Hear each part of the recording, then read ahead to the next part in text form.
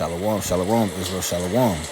This is Brother Yeremiah coming at y'all with another one. First and foremost, I want to give all praises to the Heavenly Father, Yahweh, Bahashim Yahweh Shai. Right? That's the name of the Heavenly Father and His only begotten Son, who the world ignorantly calls Jesus the Christ. And I'm back. Hey, we're about to touch on these race wars and Jacob's trouble coming our way, man. Right? Because you got average Jake. They have no idea what's going on in this world, right? They have no idea what's about to come upon the face of the earth. It's gonna be a crazy time, like we ain't never seen before, man. Right? We're gonna go into it a little bit, man. Let me start right here. It's the book of 2nd Ezra, chapter 15 and verse 1. It says, "Behold, speak thou in the ears of my people the words of prophecy, which I will put in thy mouth, saith the Lord." So we got to go into the scriptures and show our people what we're saying is true, right? We have to go into the scriptures to show our people what's going to come. We have to warn our people. Verse 2, it says, "And cause them to be written in paper, for they are faithful and true." You see that? So we know, because we have the faith, we know this Bible is real. We know everything that's written in this Bible is true, right? And we got to put this word out and actually warn the people, right? It says, "Fear not the imaginations against thee," right? Because, you got Esau and his tactics, man. He's preparing a new world order to set us up, man, to actually, have us at the bottom still, right? His plan is to destroy us, right? So I'm going to start at verse 3 again. "Fear not the imaginations against thee. Let not the incredulity of them trouble thee." You see that? It says that speak against thee. So, when they try to demonize us, right? When they try to make it seem like we're demons and talk it down amongst the brethren, we got to understand that horrible times is going to come no matter what. But right, what the Lord say though? Let's get it. Let me get a precept. Let me get a precept real quick. What I want. Okay, yeah. It says, this is the book of 1 Peter chapter 1 and verse 6. It says, "Wherein ye greatly rejoice, through now for a season, if need be, ye are in heaviness through manifold temptations," right? And we already know that it's nothing but temptation in this world, right? They're going to be offering us to eat pork. They're going to be offering us to trying to tell us to denounce the name of the Most High God. But guess what? That's why we need to get our spirit right, so that we can prepare ourselves for these days, man. Because guess what? The apostles even got weak, man, right? Peter denied the Lord, right? So we got to understand. We got to be strong. We got to be we got to be meditating on these things, man. Verse 7, it says, that the trial of your faith being much more precious than gold that perisheth, though it be tried with fire, might be found unto praise and honor and glory at the appearance of Yahweh Shai Hamashiach, right? So it's all to make us come out like pure gold, right? We must be tried in these last days, and it's going to happen, man. Let's go back to 2nd Ezra. 2nd Ezra, chapter 15, and verse 4, it says, "For all the unfaithful shall die in their unfaithfulness." It says, "Behold, saith the Lord, I will bring plagues upon the world, the sword, famine, death, and destruction." Verse 6, it says, "For wickedness hath exceedingly polluted the whole earth, and their hurtful works are fulfilled." Right? And what we're about to see in these last days, which I don't know about, right? You average so-called black, Hispanic, and a Native American person that don't know y'all Israelites, right? What's about to happen on this earth is 2/3 of our people are about to experience a brutal killing like you never seen before. It's going to be a horrible time. There's going to be no food in the stores, right? It's already shown on a massive amount, right? It's not going to be food in the stores. You're not going to be able to just go to Walmart. You ain't gonna be able to go to Tops or any grocery store. You ain't gonna be able to go to Alibaba's corner store, man. There's gonna be no food out here, right? It's gonna be killing at a mass amount. Right? Let me get another preset. Should I jump down? Yeah. I'm going to jump down. Right? So boom. This is the book of Second Esdras, chapter 15 and verse 16. It says, for there shall be sedition amongst men, invading one another. It says, they shall not regard their kings nor princes. It says, in the course of their actions shall stand in their power, right? And I'm going to go back to that, right? I'm going to go back to that precept, but I want to get this one first.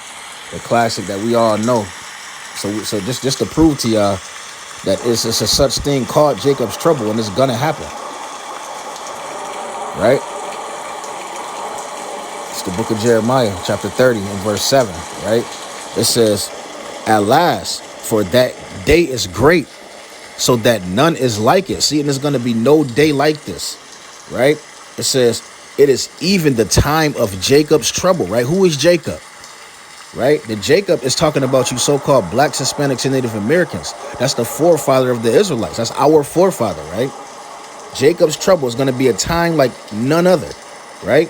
You think it was bad in slavery when we was picking cotton in the fields. It's going to be 10 times worse than that. There's going to be bloodshed all over the place. No food, hunger, famine of the word, right? It's going to get crazy out here, right? It says, it is even the time of Jacob's trouble, but he shall be saved out of it. And who is that he, right? The he, right, is the Israelites that's actually under the Most High God's wing, man, right? We're going to get back to that, man. Let me go back to 2 Esdras 15 again, right? So we got to get ready, man. It's not a time to be being regular Negroes, man. It's not a time to just be sitting on your buns and just and not having nothing to do with yourself, right? It's not a time to be meditating on things of this world, because the Lord not dealing with that, man. You got to understand, man. Our children might get taken in this thing, man.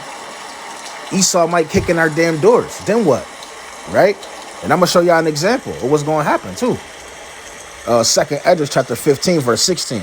It says, for there shall be sedition amongst men, invading one another, man. And it's going to be sedition amongst men, and they're going to be invading one another, man. It's going to get so real, your neighbor's going to be kicking in your door for your damn food, man. Right? Think it's a game if you want to. The Lord not playing. If it's written, it's going to happen. It says, they shall not regard their kings nor princes. You see that? So they ain't going to give a damn about what their government got to say. Esau going to be straight up wild beasts out here on y'all, man. Right? And let stiff-neck Eve get snappy with him. Watch what he do to her. Right? So our people don't know what's going on, man. Right? Wait till they put them armies into the cities. Wait till shit really kick off, man. Right? We need to get right with the Most High, man.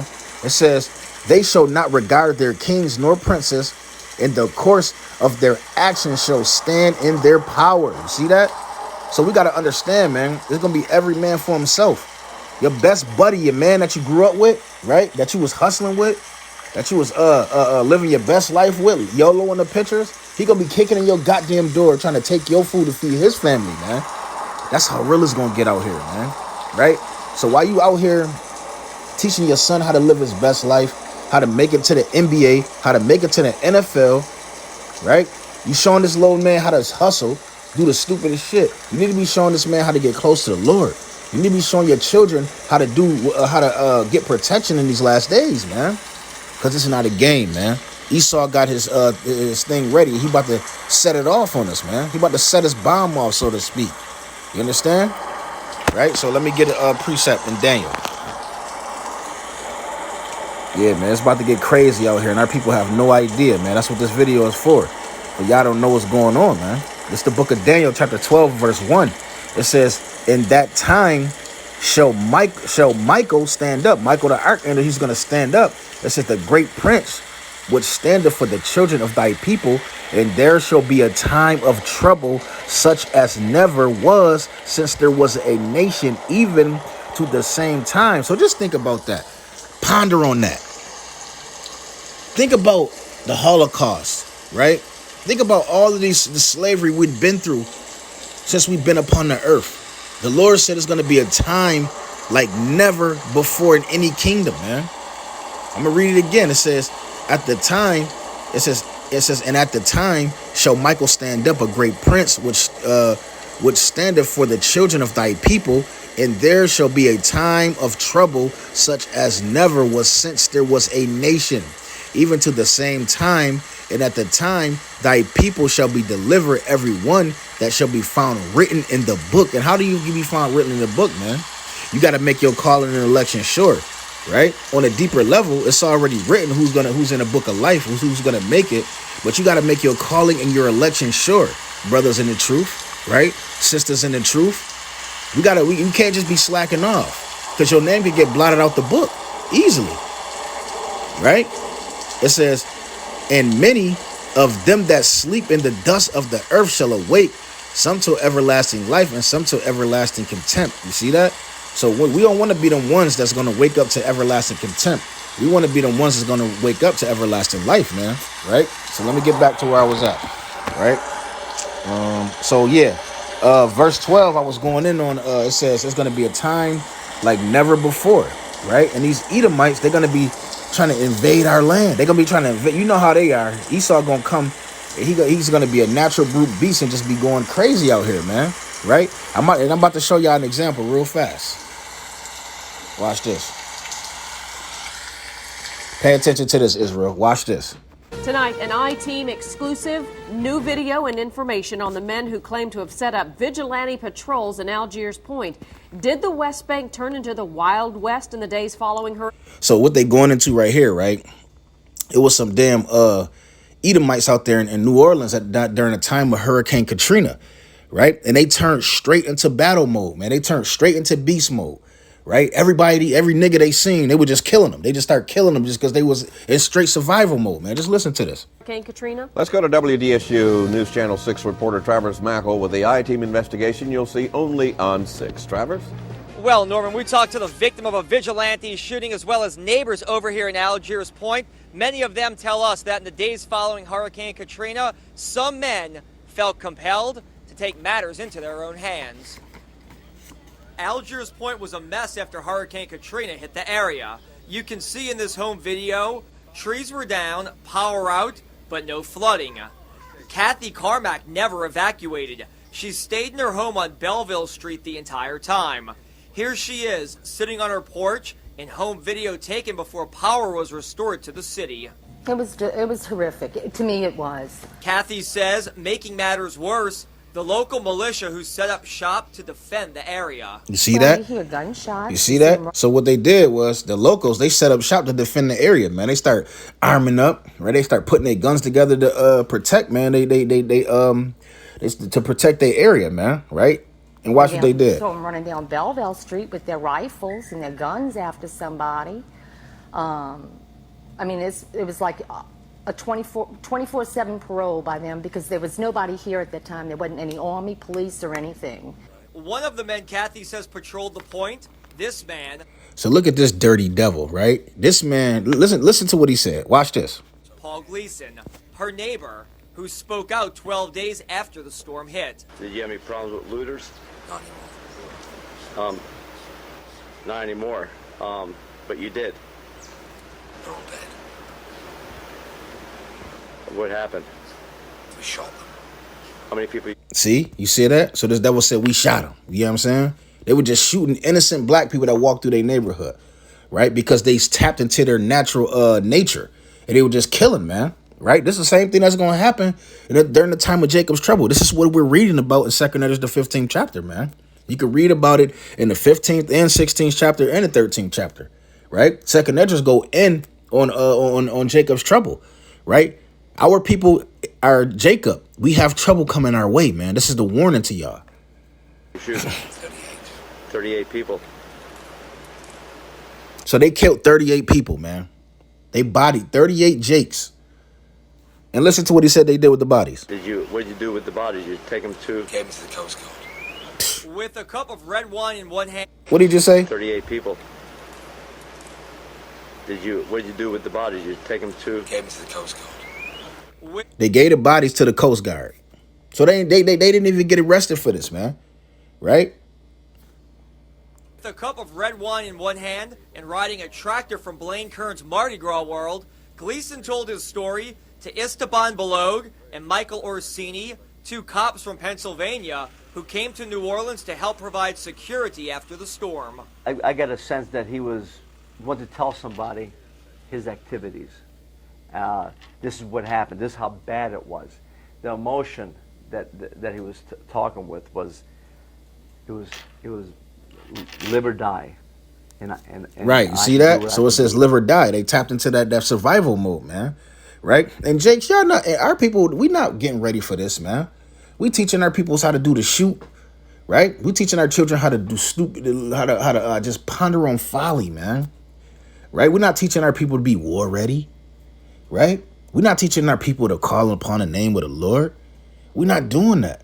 It's a reason why 2/3 of our people gotta go, man. Right? Because the Lord not dealing with all the Jakes, man. Right? So what we doing, we putting this video out to warn y'all that's actually the elect, man. The elect spirits. Hopefully this video touch somebody, man. Oh, We tried to shoot to put them down. We didn't try to shoot and kill. Oh, okay. So did you We kill? killed a number of them. How many did you kill roughly? Who cares? The man said he don't know who cares. He don't care. Who cares how many we shot? Who cares? This is the nature of Esau, man. Bloodthirsty devils, man. Who cares? What matter? Yeah, I hear you. It doesn't matter. They Doesn't chose matter. to die. They chose to tried die. suicide. Because they walked through your opened up damn on us, neighborhood. So we fired back. It makes me sick. This the brother right here. He got shot. He the one got shot by one of these devils, right? I mean, to even, you know, hear that guy talking about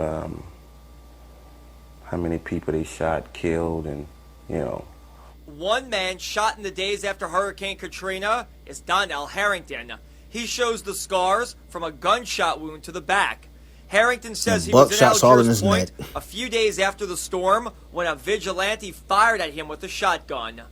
We was just walking through the neighborhood. Okay, I'm gonna stop this video right here. See, look, he watching what they Harrington saying. says he was not looting or causing any problems. You know, that was just an And I watched this video a couple years ago, and what he was actually saying is that he recognized them. It was the people who shot him, man. So they not telling lies. They really did this shit. Monster Mania 6. Tonight, an I-Team exclusive, new video and information on the men who claim to have set up... Okay, that's what I was looking for. Salaki, y'all. Band of 50 to the violence. Severed from the rest of New Orleans by the river, Algiers Point is an insular, predominantly white neighborhood within the larger Algiers district, which is mostly African American. As word spread that Algiers Point was dry, desperate people fleeing flooded zip codes began headed toward the West Bank. I never thought that I would witness what I did during Katrina. See, this Jake right here. He said he had never thought he never thought that he witnessed what he did during Katrina. Watch this. No, not now, just point. Not among some individuals that I classified as neighbors. We're blocking both ends of the street. This is during Hurricane, Katrina. They're doing looting. They're looting the businesses right now, and we figure they'll eventually get around to looting the houses. You see that? Influx of so outsiders. Boom. They trapped off. They put down the trees. They trapped the whole area off. Right? They getting ready. They tapped into survival mode, man. Right? Running down on Jakes, man. Telling y'all, man, listen, man. Listen, watch Gunmen this. of Algiers Point barricaded their streets. Malik Rahim is one of a handful of blacks living in Algiers Point. In the days after Katrina, he says he was threatened at gunpoint by several white neighbors. You see that? He was threatened at gunpoint by white neighbors, man. And this is his property. Right? Couldn't walk through Algiers Point. You couldn't? Oh, no, I could stay on my block. But if I would have turned that corner, I would have been in a firefight. Malik's friend Reggie Bell was also confronted at gunpoint. After they caught up with him, they told him to run. And if he would have ran, they was going to kill him. They were going to shoot him in the back. See, they was playing a game. You see that? He said they told him to run. And if he ran, they was going to just kill him. They were just going to use him as target practice. Right? But the elder man said, no, this is my house right here. I live here. What I'm going to run for? So they would just kill a motherfucker just for the fun of it, man. And he told him, he said, hey, man, he said, I live right here. He told him to run. At the ferry terminal in Algiers Point, the National Guard established an evacuation zone and began busing flood victims to Houston. On September 1st, 2005, Donnell Harrington left his home and began walking toward the ferry terminal with his cousin, Marcel Alexander, and a friend, Chris Collins. To get to the evacuation zone, the trio had to walk. So now they about to tell the story where the brother got shot. This is the same brother I just showed y'all in the last video, right? He about to tell the story about how they ran down on him, so to speak. Through Algiers Point. You know, I was talking to my cousin and our friend, and I was telling them that, yeah, we finally about to get out of here. You know, I was talking, because my cousin was on the side of me, on the right side, and I looked down at my arms and everything, and because you know some of the shots hit me in my arm, my chest, my neck, my stomach. Right, so they were shooting them with buckshots, and you know when the buckshots go, them pellets, they come out of the buckshots and they just hit you, boom, boom, boom, boom, boom. They hit you like 5 at a time, right? So he just said he didn't even hear the gunshots. He just seen he was bleeding. These damn devils, man, I'm trying to tell you. And you know, I just saw blood everywhere. As I'm trying to pick him up, they shot us again, so I fell. And Donnell trying to get up, man, we always trying, we panicking now. And he was like hollering, like, you okay, you all right? And he was, you know, like I said, he was pretty hysterical, man. And when I saw the guy, when I actually recognized the guy with the shotgun, you know, and it was like he was reloading or something. As I'm trying to pick him up, they coming towards us with the gun. Like probably, like at that time, like probably 2 or 3 of them. And so now I'm trying to get out this guy, trying to get away from him, you know? 2 of them coming my way, and one of them coming at the nail way. But the last I saw Donnell, and I'm running, me and Chris running, and it was like, oh, we gonna get you, niggas. I ran up into the You see that? Our people not ready for these race wars, man. We gonna get you, nigga, right? Esau gonna turn into Esau for real in these last days, man. We gotta get ready, man. The corner, and they had these 2 guys in the car. They had these 2 white men in the car, an older white guy and another, you know, a younger white guy. And they had. And am I saying go rally up and buy 1 million guns? Go go to the gun store and get as much ammo as you possibly can get. Am I saying that? No, I'm not saying that, man. I'm saying we better put our trust in the Most High God, because we're not gonna beat Esau with guns. That's their thing. They was blessed with the sword. We're not beating Esau with the sword. And I'm not saying not to get you no protection, but you want the protection from the Lord from up top, man, right? These shirts off, I can remember, you know, and they were like in a small pickup truck. We know y'all, what y'all was doing. We saw y'all. Marcel goes on to say the vigilantes thought he was a looter. And you know, I'm asking these guys, I'm like, help, you know, help me, you know what I mean? So he's seeing 2 more white boys on the corner, and they ain't had no shirts on. He asking them to help him. Watch what he said. They said. And the guys was like, I can remember him telling me, we can't help you, you know? Get out of here, you know what I'm saying? And one of the guys, one of them, I can remember one of them calling me a nigger, you know, get out of here, nigga. We can't help you. We liable to shoot you ourselves. That was the last thing I heard him say. See, the Edomites said, get out of here. We liable to shoot you ourselves. So they was all in one big cahoots with one another, man. Right? Esau came together and they turned into some wild animals, man. Right? So this is what we reading about in the Bible, man. We're reading about what's really going to happen in the last days, man. Right? So let me get another precept, man. Let me get 1 Thessalonians, man. This is crazy, man. We got to understand the magnitude of these things that's going to happen. It's going to get real out here in these last days, man. It's the book of 1 Thessalonians chapter 5 verse 1. It says, but of the times and seasons, brethren, ye have no need that I write unto you, for yourselves know perfectly that the day of the Lord so cometh as a thief in the night. You see that? So the day of the Lord is coming as a thief in the night. You're supposed to be preparing yourself, man, right? What you're supposed to be preparing yourself by fasting and praying, right? Meditating on these prophecies that's going to come, because these are prophecies that we reading right here, man, right? We need to understand what's going on in these last days, man, right? Let me get another precept. Let me get Matthew's real quick. It's the book of Matthew's, chapter 24, and verse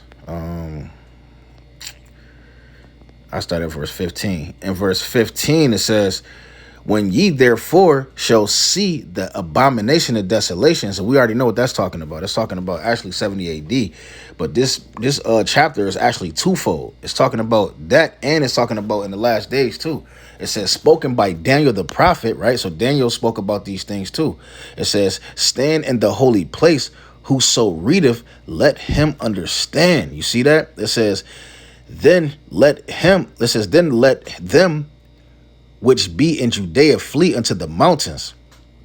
You see that? So, man, these precepts that we reading is actually twofold, man, right? This is going into the last days too, man, right? So it's gonna be even worse day than these days when they when the Romans went and they besieged Jerusalem, right? So we got to understand, man, that this is actually talking about the last days too, like right now, right? Let me get Daniel. Let me see what Daniel said. It's the book of Daniel, chapter 9 and verse 27. It says, and he shall confirm the covenant with many for 1 week. It says, and in the midst of the week, he shall cause the sacrifice of oblation to cease. And for the overspreading of the abominations, he shall make it desolate, even unto the consummation. And that determined shall be poured upon the desolate. You see that? So, man, it's gonna get crazy, and everything that's written is gonna get poured upon the children of Israel in these last days, man. Right? So these prophecies that we reading, they happen, but they're actually a lot of these precepts are twofold, right? So we got to understand that. We need to understand that when you reading these precepts, man, you got to understand. You got to put those into latter terms too, especially when it's actually talking about the latter days, right? So let's go into what we got to do in order not to be a part of these things, man. Right? This the book of Joel, chapter 3 and verse 16. It says, and the Lord shall also roar out of Zion and utter his voice from Jerusalem, and the heavens and the earth shall shake. But the Lord will be the hope of his people. You see that? So we got to put our hope in the Lord, right? And when you put that hope in the Lord, that's actions. You got to do what the Lord say do. You got to actually walk in his ways, right? Right? Be under his shadow. It says, in the strength of thy children Israel. So we got to understand, we got to put our hope in the Most High God in these last days. That's what's going to get us out of this jam that we in, man, right? So this is actually a warning to our people to get protection, because Jacob's trouble is about to hit, man, right? And we can see it on the news. We can see everything going on. Everything going on is getting crazy out here, man. It's the book of Psalms, chapter 71 and verse 20. It says, thou which have showed me great and sore troubles shall quicken me again and shall bring me up again from the depths of the earth. You see that? It says, you know, the Lord sees our sore troubles, but he's going to bring us up, man, right? This is strength that we need, that our people need to be hearing, man, right? These scriptures should bring you strength. You shouldn't be scared to hear about these things that's going on in these last days, man, right? These scriptures is here to lift us up. I'm going to read it again. Thou which has showed me great and sore troubles, right? So we're reading about the great and sore troubles. It says, shall quicken me again. And he's going to lift us up again and shall bring me up again from the depths of the earth. And we're going to raise back up, man, right? Because when you go through these things, that's, we're being tried. We're being purified, you know?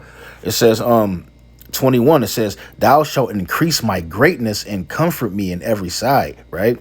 So you see that the Lord is going to increase our greatness, and he's going to comfort us on every side. We're going to have our whole spiritual garment on, and we're going to be ready, man. We're going to have our shield on.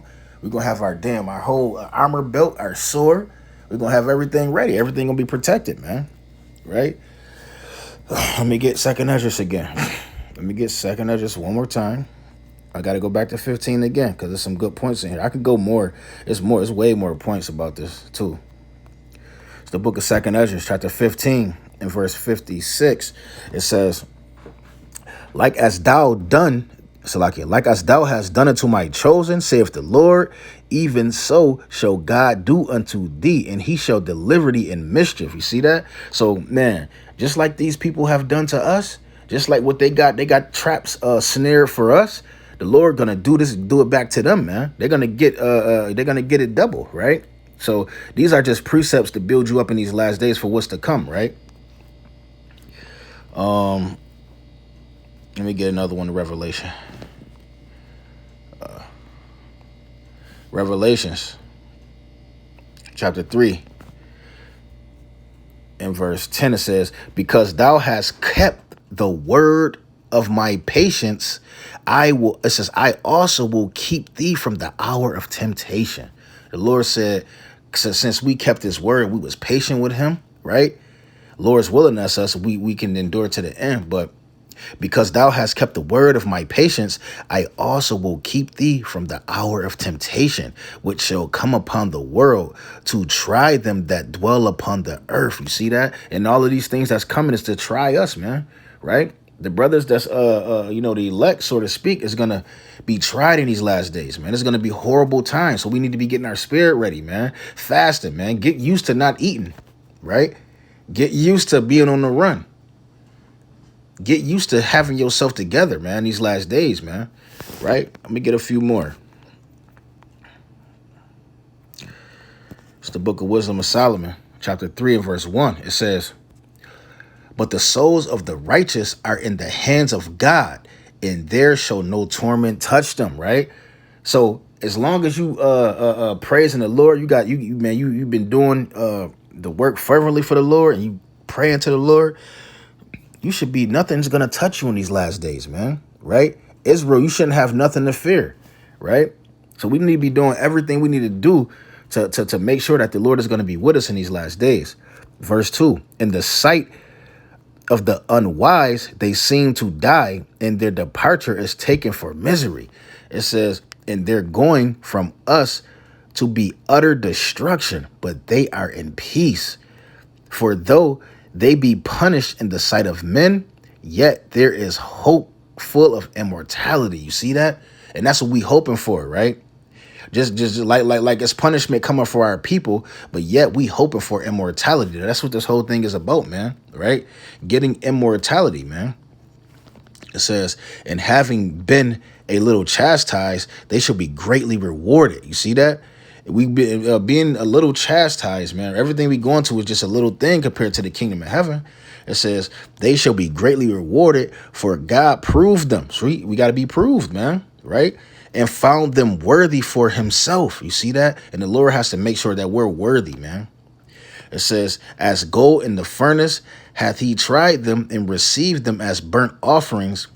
And it says, and in the time of their visitation, they shall shine and run to and fro like sparks amongst the stubble. You see that? And we're going to receive spiritual gifts in these last days if we endure all these things that's coming, right? So, but man, with that being said, we shouldn't be scared of what's going to come upon the earth. We should be wanting these days to come, right? You should be taking your mind off of taking trips and buying the best Benz and all of that stuff. You need to be meditating on what the Lord needs you meditated on, because guess what? If not, you're going to get caught out there, right? You're going to have a new job or a big money plans on your mind when shit hit the fan. That's not the right spirit to be in, man, right? Isaiah chapter 14 and verse 3, and it shall come to pass in that day, the Lord shall give thee rest from thy sorrow and from thy fear and from the hard bondage wherein thou was made to serve. You see that? So our rest is coming, Israel, man, right? We need to understand that, man. The Lord is our protection, right? Jacob's trouble is around the corner, and it's about to get real, Israel, right? With that being said, eventually, Harrington got help. A black neighbor drove him to the hospital, where doctors pulled 7 lead pellets out of his neck and repaired a large hole in his jugular vein, saving him from death. Some of the white men involved in the vigilante group have... You see that, man, right? So you ain't got to worry about none of that if you got the Lord's protection with you, man, right? And with that being said, you know, Lord's willing, that was edifying. Lord's willing, that touched somebody's spirit. With that being said, I want to give all praises to the Heavenly Father, Yahweh Bashem Yahweh Shai. Double honors to all the elders in Israel who've been pushing this truth. Double honors to the brothers that's out there pushing this truth fervently, man, doing the work of the Lord, magnifying the name of the Lord, getting his word out there, staying in the spirit, helping other brothers stay in the spirit, man. Until the next one, Shalom.